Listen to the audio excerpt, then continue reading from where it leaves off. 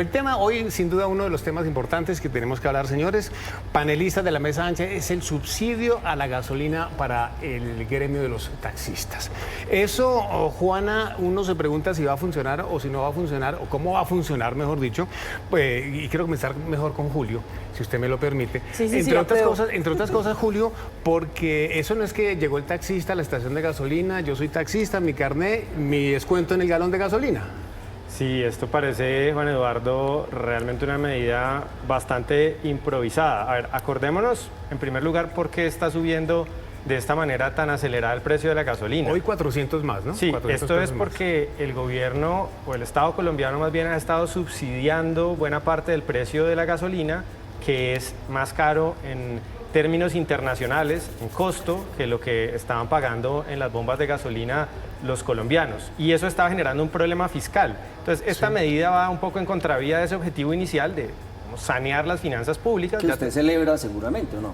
En ese sentido, claro, si fuera en contexto de las finanzas públicas avanzaran, pero es que se están deteriorando a pesar de la reducción del subsidio a la gasolina, y ahora nos dicen, además de eso, que va a haber un subsidio adicional. Y esto tiene muchos problemas, digamos, operativos. Nos dicen que no va a ser un subsidio dentro, digamos, cuando el taxista vaya a poner gasolina. No, allá no va a haber nada. No, ahí no va a haber gasolina. Diferenciada. Digamos que le va a llegar un bono al taxista. Y ahí surgen montones de preguntas. La primera, y que parece la más importante, es ¿a quién le va a llegar el subsidio? Todos sabemos que los taxis no necesariamente son propiedad del que lo maneja, sino que las más de las veces es propiedad de, digamos, un empresario del sector de taxis. Sí. Entonces, gravísimo si es que el subsidio, si es que este bono le va a llegar en cabeza del dueño del taxi, porque entonces vamos a subsidiar en muchas ocasiones a personas realmente millonarias, ¿no? Porque pues, son personas que pueden tener 100, 200 taxis en muchos casos, o así tengan un cupo de taxi, y un vehículo de taxi en Bogotá no se baja, entiendo yo, entre 150 o 200 millones de pesos. De entrada es una persona que tiene un patrimonio para los estándares colombianos básicamente muy importante, por el cupo, sí. Un tema de desigualdad. Y si se lo entregan al conductor, imagínese, si el bono le llega al conductor, Juan Eduardo, imagínese el problema, porque es que un conductor de taxi puede trabajar un mes. Un taxi tiene 2 conductores al día, por ejemplo. Exacto. ¿Quién va a reclamar el subsidio? Puede cambiar de taxi. Es un problema operativo que yo creo inmanejable y muy complicado de ejecutar. Juan, aquí hay una cosa que es muy complicada y es el promedio de medición para que el taxista acceda a ese beneficio. Bueno, entonces por fin ya tenemos, digamos que, más detalles sobre cómo va a funcionar normalmente en la práctica este subsidio. Entonces, la idea del gobierno es que los taxistas tienen que estar todos registrados en el registro único nacional, en el RUNT, sí. Y eso de ahí parte, ¿no? Que de por sí lo debería estar, pues. Que normalmente, ¿no? Sí. Lo que uno esperaría que ya estuvieran registrados. Lo segundo es que se espera poder hacer un promedio nacional sobre el consumo de gasolina de los taxistas para poder así definir el bono que se va a dar a final de mes. Entonces, hay varios problemas ahí. No es lo mismo un taxi que se maneja en Bogotá a un taxi que se maneja en Melgar. El kilometraje no va a ser el mismo, los galones utilizados no van a ser el mismo. Entonces, ¿cómo se va a definir? Se va a hacer este promedio nacional. Sí, depende mucho de las ciudades, del transporte de las ciudades. Yo creo que todos nos preguntamos lo mismo. ¿No? Entonces, son preguntas muy importantes, ¿no? Porque pues las mediciones técnicas que pretende hacer el gobierno todavía no están muy claras y todavía no nos dejan muchas preguntas. Jorge, usted llegó aquí con unas cifras que son importantes en conocer. Hay unos 770.000 taxistas reconocidos taxis, pues, en Colombia. Taxis en el país, y de los cuales hay 210.000 en Bogotá. Usted tiene unas cuentas porque ¿cómo van a financiar, cómo va a llegar ese subsidio al taxista? Es lo que todos nos preguntamos. Esto sería un instrumento de política, y en política pública hay una pregunta que es muy sencilla. Bueno, ¿cuánto me va a costar? Entonces, por un lado, el subsidio, no seguir subsidiando el precio de la gasolina, hay un ahorro en las finanzas públicas, pero esto va a costar. Hice unas cuentas así largas pensando, por ejemplo, en el promedio de consumo entre Bogotá, que solamente el 50% del incremento de 400%, más el número de eso, le saldría al gobierno mensualmente unos 38.000 millones de pesos para septiembre, por ejemplo. Si la cosa funcionara, yo comparto las inquietudes que ustedes tienen sobre la operatividad de la medida. Bueno, estamos hablando de 40.000 millones de pesos por mes. En este año, que quedan 4 meses, estamos hablando de 4 por 4, 160.000 millones de pesos. Entonces, lo que nos estamos ahorrando por un lado, en este bono nos lo estamos gastando porque finalmente eso sale de las finanzas públicas. Entonces, la veo no solamente impracticable, llena de complejidades, sino que en el fondo no va a ser un ahorro para las finanzas Jorge, públicas. Porque bueno, la plata es hay que por lo sacarla menos de el otro lado. subsidio actual era para todo el mundo. ¿Qué van a decir, por ejemplo, los mensajeros que utilizan su moto todos los días? ¿O qué van a decir la gente que utiliza su carro para trabajar? ¿Por qué a los taxistas sí y a nosotros no? Es un tema de injusticia complicado. Es bueno que abran un buzón de sugerencias. Cierro el tema, se nos acaba la gasolina para ese tema. Y quiero que hablemos ahora del fentanilo. Para seguir hablando de eso. Vamos a subsidiar, sí.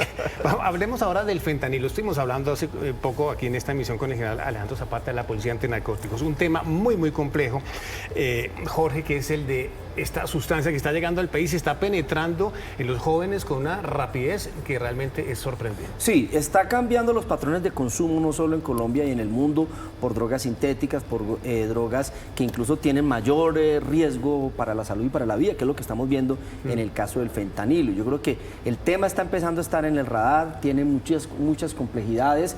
Cuando mira uno la problemática en Estados Unidos, es un consumo, digamos, de personas muy marginales desde el punto de vista económico y social, pues por el costo y el daño que produce. Yo simplemente quería dejar una reflexión, y es que en Colombia, a propósito de la discusión sobre la regulación del cannabis adulto y todos estos temas, que me parece que es un avance, se ha banalizado el tema del consumo de drogas como problema de salud pública. Sí, Colombia tiene un instrumento que es la encuesta nacional de consumo de sustancias psicoactivas, alcohol y tabaco.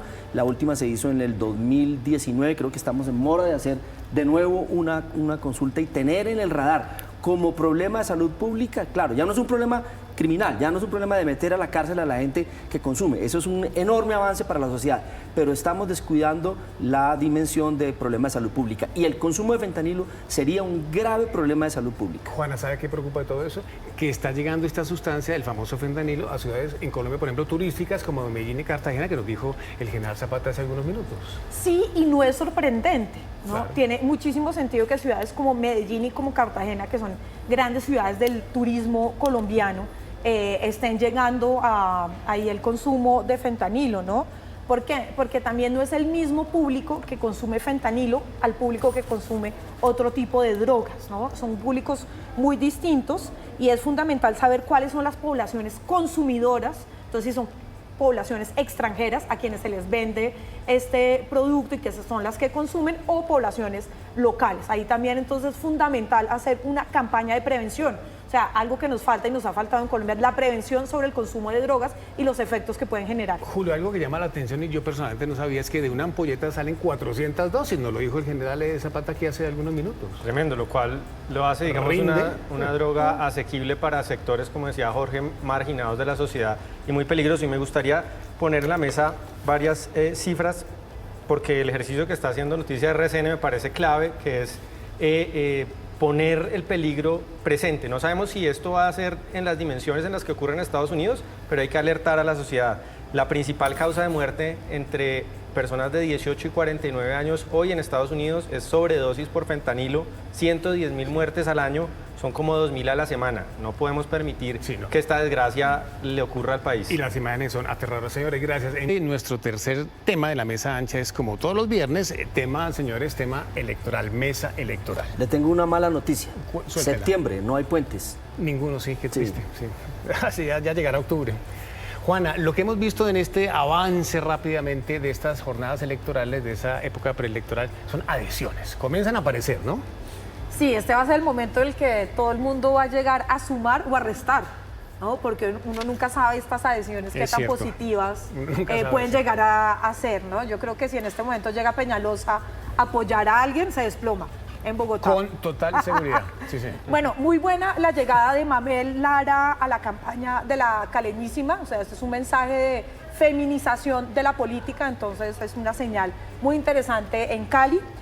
Otra llegada interesante que vale la pena hablar es del exministro de Salud del gobierno Duque a la campaña de Galán, que al parecer se va moviendo poco a poco más a la derecha, buscando estos votos más de la derecha tradicional, que equilibra con la llegada de Sandra Borda, que no es una gran sorpresa porque hizo parte de la lista al Senado del nuevo liberalismo en las últimas elecciones. Entonces, bueno, ahí se van moviendo las candidaturas y las adhesiones poco a poco. Julio, hablemos de lo de Cali, que es muy llamativo, no solamente por lo que está sucediendo, sino también por el tema de violencia, pues, y esta situación en algunos municipios del Valle. Pues fíjese que la campaña de la alcaldía de Cali es bien curiosa, parece que fuera en otro país porque allá el eje izquierda-derecha no está tan claro, ¿no? Lo que sí sorprende mucho es que, digamos, en una ciudad que ha sido clave para el triunfo del pacto histórico a nivel nacional, básicamente el pacto histórico no tenga representantes en una disputa que está al parecer entre tres personas, pues es Roberto Ortiz, Alejandro Eder y la caleñísima Diana Rojas, que son estos tres candidatos que están fuertes. Ninguno representa claramente al petrismo, hay que decirlo también, ninguno tampoco representa claramente a la oposición. Y tampoco no hay nada definido. No hay absolutamente nada definido. El eje de la campaña y la discusión de la semana, que me parece muy curioso en una ciudad, dijéramos, muy de izquierda, ¿no? Una ciudad con un electorado bastante escorado hacia la izquierda, pues es que es quién es el candidato de Jorge Iván Ospina. A tal punto ha llegado que Jorge Iván Ospina, digamos, sería el jefe del petrismo en Cali. Sí.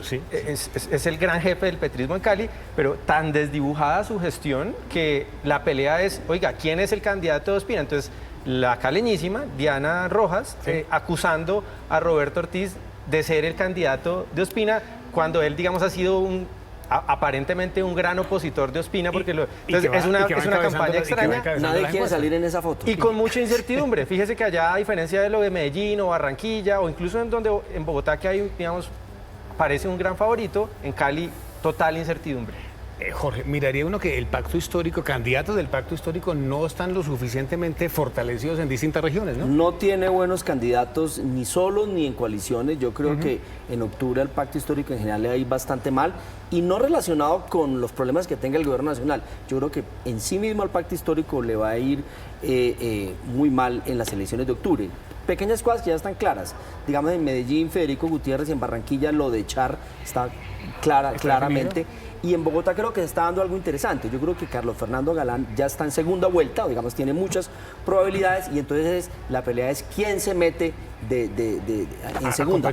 O puede ser Gustavo Bolívar, o puede ser Oviedo, y creo que de ahí no sale. Tenemos una tarea por hacer, que le echemos una mirada a ciudades intermedias. Siempre nos centramos en las grandes ciudades, pero hay ciudades donde están pasando cosas. En Bucaramanga hay un candidato en línea Bukele, lo de Judith Pinedo en Cartagena, hay cosas por mirar más allá de las grandes ciudades. Sí. Cerremos el tema para hacer las recomendaciones. Si usted me lo permite, comienzo yo con recomendaciones culturales para este fin de semana. Los invito al Ecoparque de la Ciénaga de Mallorquín, en el norte de Barranquilla, inaugurado por el alcalde Pumarejo ayer. Es uno de los espejos de agua más importantes, entre otras cosas, porque es uno de los puntos, pues, de naturaleza más importantes para la costa Caribe y en especial para el Atlántico. Recomendado.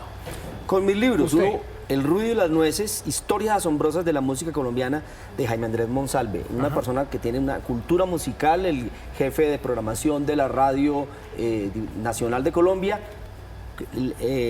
Leyendas, historias sobre la música en Colombia, muy sabroso, corto, cada crónica delicioso. Juana. Yo les voy a recomendar una obra de teatro que se llama Obra 144, o ¿Cuántos días tienen 20 años? De miércoles a sábado. La temporada va a ser todo este mes de septiembre en el Teatro Gabriel García Márquez, el original, en la calle 12B 317, acá en la ciudad de Bogotá. De paso van y se dan una vuelta por la Candelaria. Don Julio, rápidamente. Yo sigo con Nostalgia Caleña, Cali Teatro, una sala entrañable en San Antonio. Baile sin máscaras, una obra de teatro también para hacer un buen plan en San Antonio. Brisa y comerse un cholao. Muchachos, gracias. Nos vemos el próximo lunes, si Dios nos lo permite.